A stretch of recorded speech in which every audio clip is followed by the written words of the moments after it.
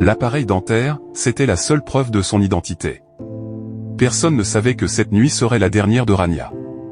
Une jeune femme d'une vingtaine d'années, partie admirer le coucher du soleil sur la plage, et qui n'est jamais revenue. Au début, ses parents ont pensé qu'elle était simplement en retard. Mais plus les heures passaient, plus l'inquiétude grandissait. Appels répétés, téléphone éteint, plage déserte, aucune trace d'elle. Son père a alors compris que ce n'était pas un simple retard. Pris de panique, il s'est précipité au poste de police, la voix tremblante, le souffle coupé, pour signaler sa disparition. Il était loin d'imaginer que, 3 jours plus tard, il la retrouverait, mais d'une façon qu'il n'aurait jamais pu imaginer, même dans ses pires cauchemars. Un corps calciné, abandonné dans un endroit désert près de la plage. La nouvelle faisait la une des journaux locaux. La victime était méconnaissable, son corps entièrement brûlé, aucun indice, aucun moyen de l'identifier. Mais le père de Rania n'avait pas besoin de voir son visage pour savoir que c'était elle. Un seul détail suffisait, cet appareil dentaire qu'il avait toujours distingué, avec sa couleur, sa forme, ses moindres particularités. Lorsqu'il l'a aperçu parmi les restes carbonisés, le doute n'était plus possible. Sa fille était là. Sa fille avait été brûlée vive pour qu'on ne puisse plus jamais la reconnaître. Mais qui lui avait fait ça? Et pourquoi?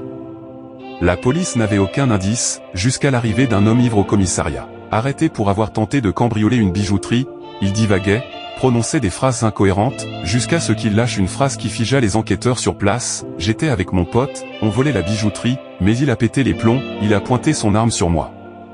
J'ai eu peur qu'il me tue, ou qu'il me brûle, comme il a brûlé cette fille. » À cet instant, tout a basculé. Ce n'était pas qu'un simple voleur. Il était témoin, peut-être même complice d'un crime abominable. Sous la pression des policiers, la vérité a éclaté. Lui et son complice étaient en état d'ivresse lorsqu'ils ont aperçu Rania seule. Nul ne sait ce qui leur est passé par la tête à cet instant, mais ce qui a suivi relève du cauchemar. Ils l'ont enlevée, violée, puis ont décidé de l'éliminer. Mais la tuer ne leur suffisait pas. Non. Ils voulaient effacer toute trace de son existence. Alors, ils l'ont aspergée d'essence, et l'ont incendiée.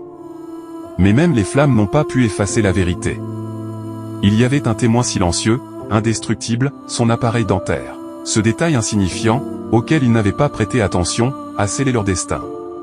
Rania est partie, mais la justice divine ne l'a pas laissé sombrer dans l'oubli.